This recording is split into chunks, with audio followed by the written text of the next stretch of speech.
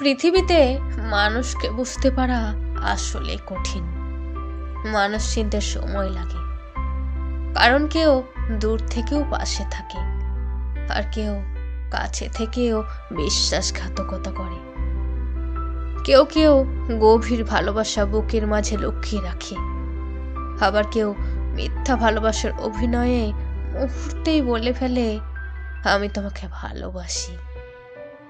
কেউ প্রতিশ্রুতি দিয়ে হারিয়ে যায়, আবার কেউ বিদায় বলেও বারবার ফিরে তাকায়।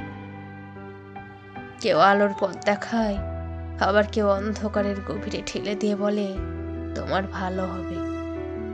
অহংকার সারা জীবন থাকবে না।